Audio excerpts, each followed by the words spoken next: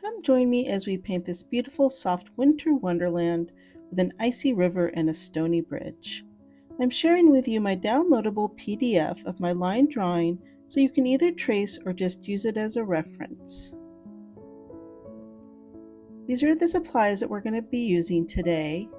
I chose Indigo, my Moonglow, Prussian blue, raw sienna, burnt sienna, a little bit of white gouache on the end, and my white Uni-Ball Signo pen. And I'm also going to use this embossing tool for a fun little technique that I'll be showing you. And I forgot to mention we're going to be using some Payne's gray also. I'm starting my painting with a wide flat brush, just kind of adding water to what's going to be my background, because we're going to kind of do a soft wet on wet technique. Kind of working my way around that bridge. So we're not going to work on that quite yet.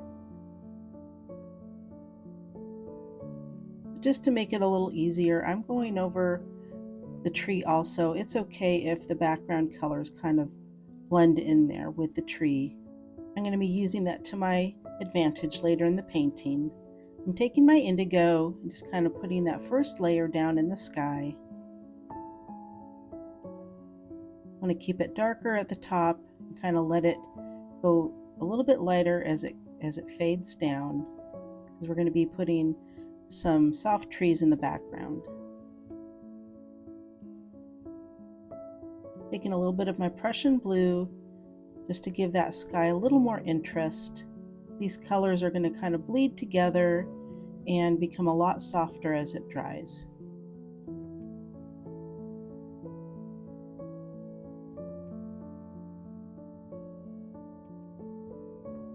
I'm just slowly building up the color. As it kind of soaks in, it got a little softer, so I wanted to bring in some more of that kind of dark, cool blue.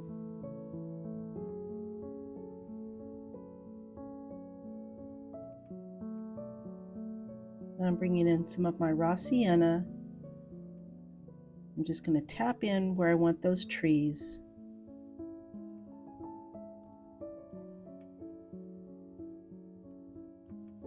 I kind of want that little bit of cauliflower effect that we usually try to stay away from in our watercolor paintings, but I'm actually going to use that to my advantage.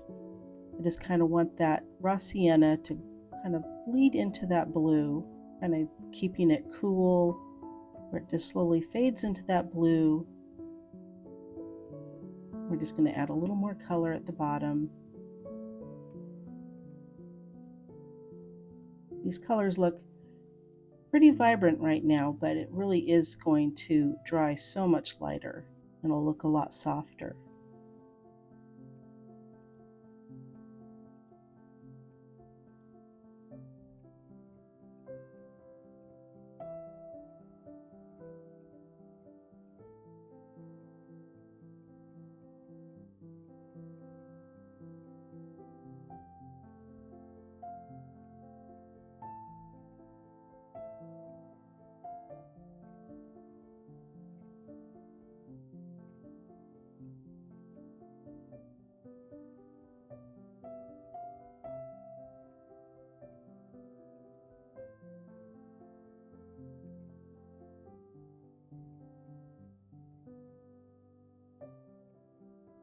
Now I'm going to take my embossing tool, taking the smallest end, and I'm just kind of pushing in that paper, and that paint kind of soaks in and it just kind of makes these soft little tree branches where we don't even have to use a paintbrush. It's just that pushing in that we're doing. If you don't have an embossing tool, you could use the end of a paintbrush. You could take just a little corner of like a credit card or something that isn't going to tear your paper, but it's just going to give it that little indent. I'm just taking my paper towel and just dabbing out a little bit of that background, but some of that color just stays on there, but like I said before, we'll use that to our advantage. Just taking a dry, clean brush to kind of pull out a little more on those bigger branches. I'm not going to worry about those small branches. I'm just taking some regular table salt. I'm just sprinkling it on there generously. And we're just going to get this kind of sparkly, snowy icy look. And once it's fully dry, I'm just taking a little paper towel and I'm just rubbing off all that salt, kind of checking to make sure I get all of it off. When I went to use my last sheet of arches, I noticed there was some little stains on this paper and I didn't want to waste it. So I'm going to try to work those little dots, those little blemishes into my painting, and I'll show you how I kind of make them disappear towards the end. And now I realized I forgot this little portion where the trees kind of peek through underneath that bridge. So I'm just going to do the exact same technique that I did on the top. Just kind of finish that off before I start the next part of my painting.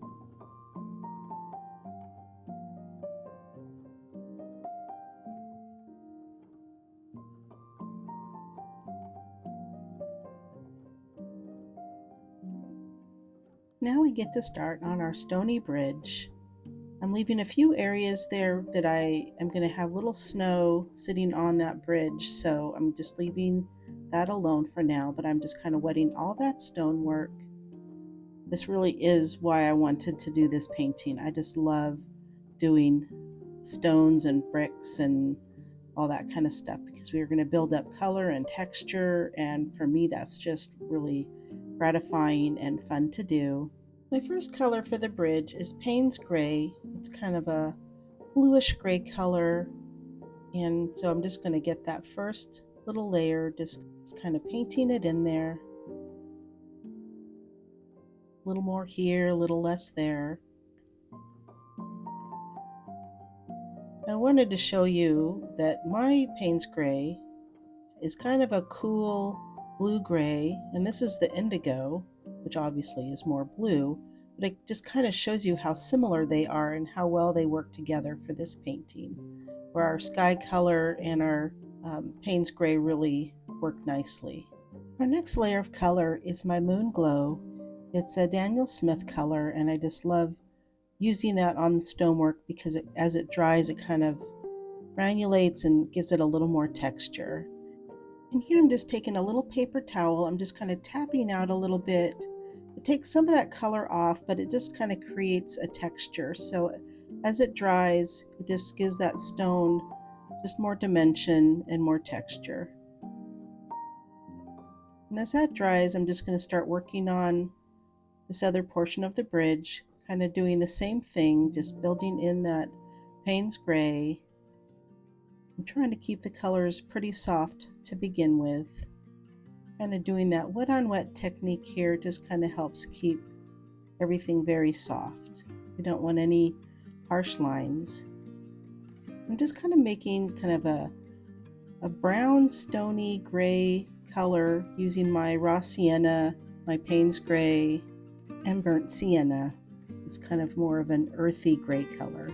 Throughout this painting, as we work on the bridge, we're going to be doing lots of little layers and color variations that are just going to give it a lot of texture and dimension. I'm just using my hairdryer to speed up the drying process. We're just going to keep continuing to work on our bridge.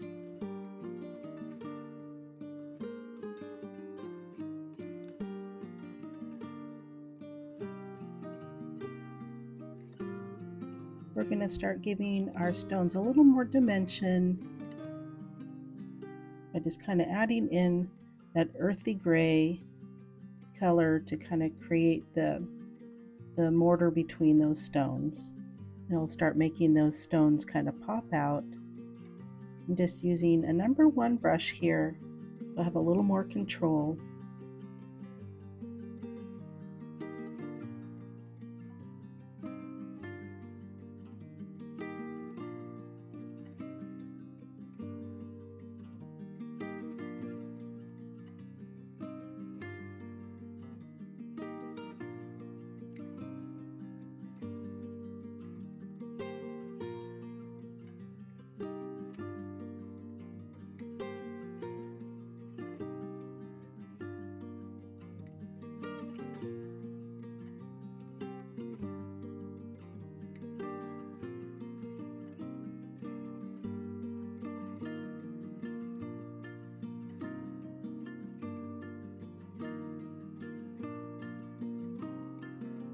This painting took me about 2 hours to do. I do have it sped up 2 times its normal speed, so that's why my hand looks like it's going at rapid speed. Hopefully, even though it's going a little faster than I normally paint, you can see what I'm doing, and if you needed to slow it down or speed it up more, you can just hit the mute button so I don't sound like a monster or an elf. You can also make sure that your video settings are at HD quality. Sometimes when I open up my app, my YouTube app, it'll be like at 720 and then I don't realize it, and when I change it to the higher HD settings, I'm like, oh wow, that looks so much better. So just double check that when you're watching your YouTube videos. Just going to be working on some of my shadows, adding in a little more detail.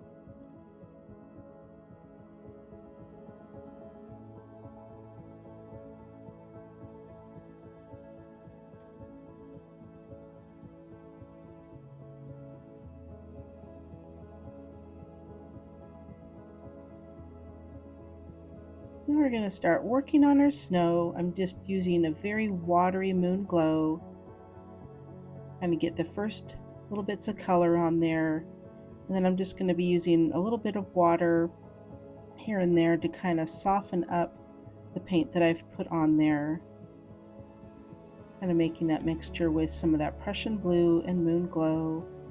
We want our snow to not look too dark, but also to give it dimension and some interest.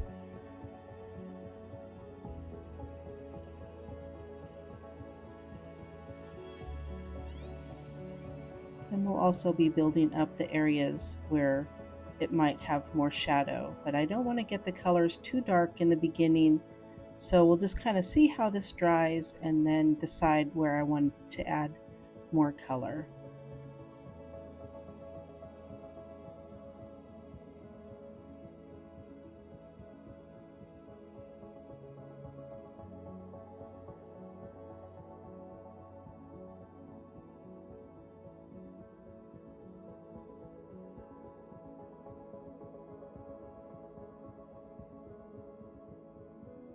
What I really like about using that Moonglow in the shadows of the snow is that when it does dry, it kind of has, it's kind of a purpley gray, and it kind of granulates, so you see some blue, a little purple, a little, I don't know, just quite a few colors. So it just gives that snow more interest without even trying very hard. Kind of adding that shadow around the bridge where the tree trunk is probably creating some shadow.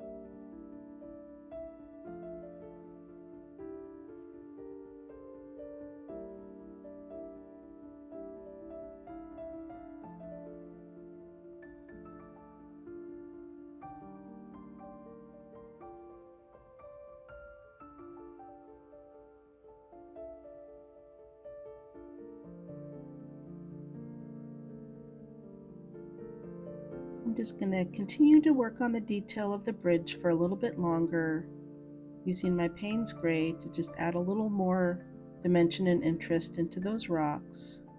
Just continue to build that depth of the stonework.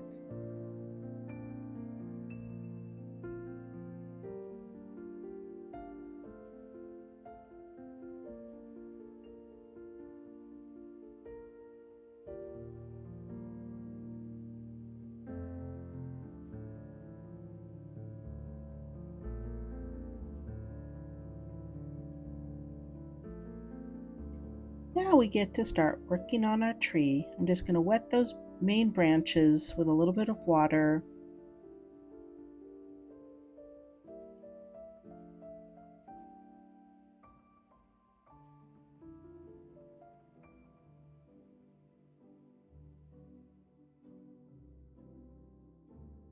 And then I'm just going to mix up kind of a darker brown with the colors that are already on my palette for that first layer of the tree. Taking some of my burnt sienna, a little bit of my Prussian blue, a little bit of that Payne's gray.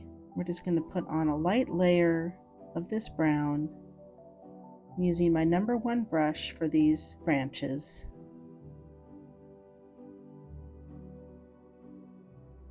It's going to take us quite a bit of time to work on these branches. There are so many, and I'm really only putting in kind of the bigger branches at the moment. But it kind of is taking me some time to learn how to kind of put in these branches softly and more organically and soft. And I was kind of surprised when I looked at the amount of time it took me to do this portion of the painting, and really when you get going you just really do lose track of time. But I just worked on it slowly with my #1 brush.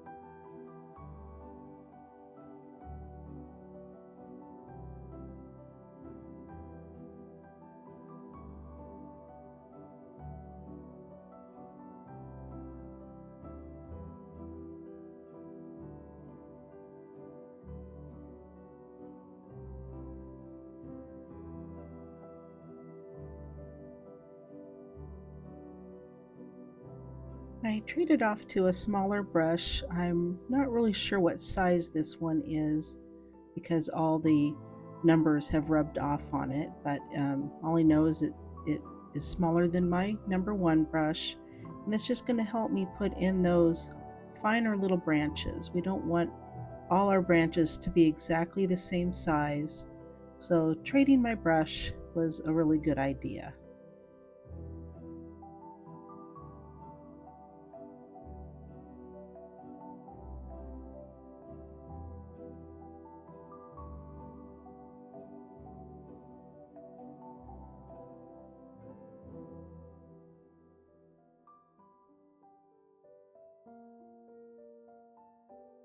Now we're going to start building some of the shadow in the tree, just kind of that first layer of shadow. We'll be building upon this as we go.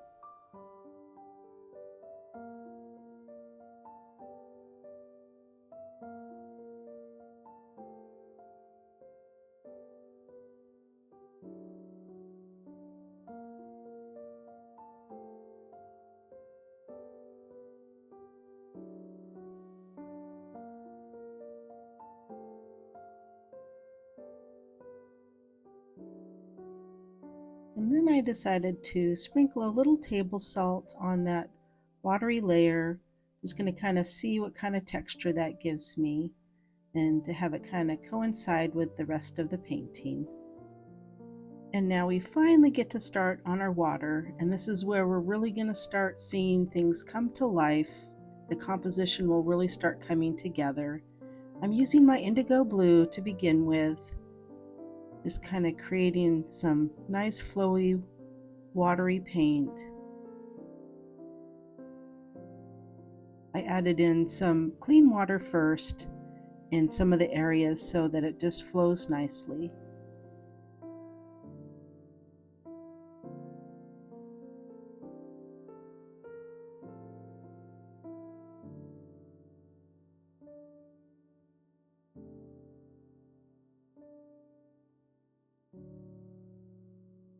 Just kind of softening it a little bit with a little more water.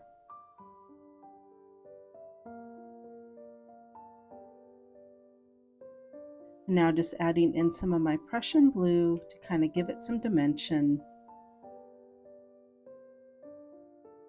Kind of bringing in a little of that raw sienna just to kind of bring in some of that reflection of the trees. It just helps that water to not look flat.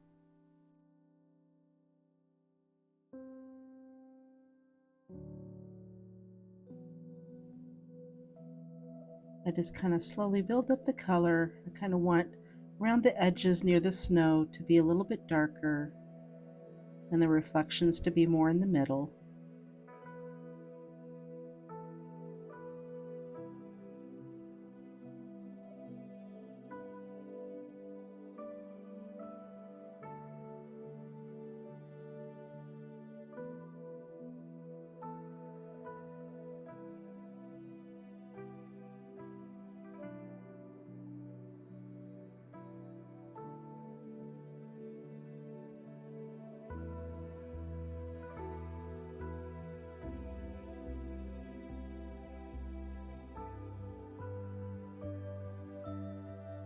Now I'm going to add a generous amount of table salt. We're just going to make that water look really icy and frosty.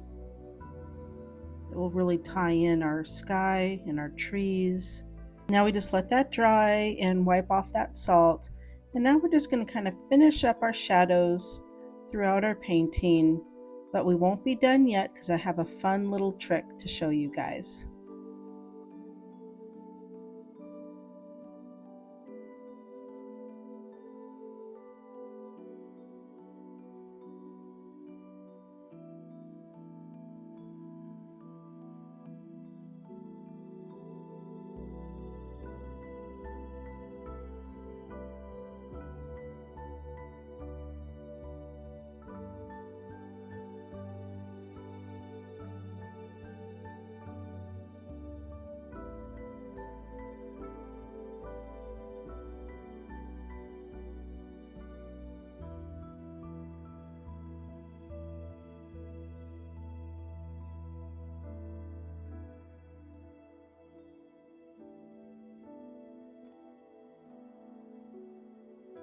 Now we get to come to the fun part of the painting. We're actually going to draw a little bit.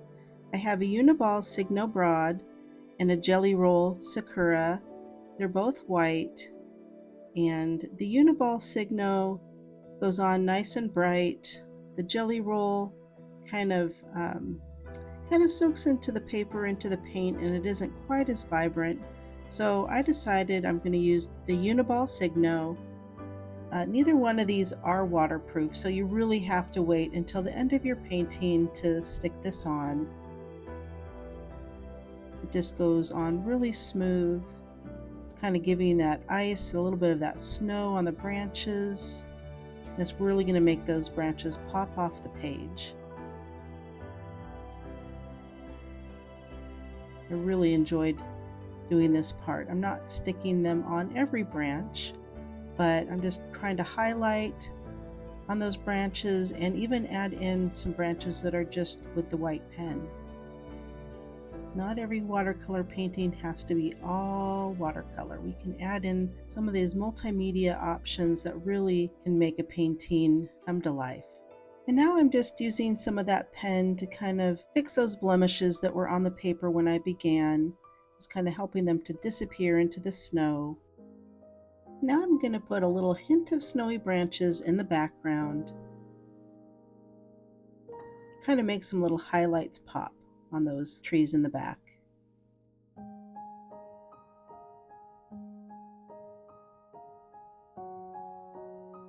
Now we're going to use a little bit of gouache to add in a few more highlights into our snow and on our bridge. Just kind of helping that snow pop a little bit more. The paper I'm using is an Arches and it's a natural, and so the white tends to be a little off-white.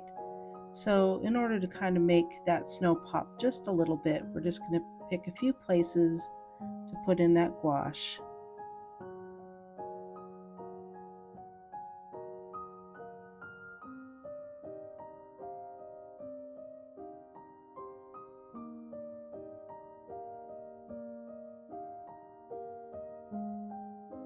We're finally at the last part of our painting, and we're just going to add in some little winter twigs, some winter grass, to kind of give our painting the last of its detail.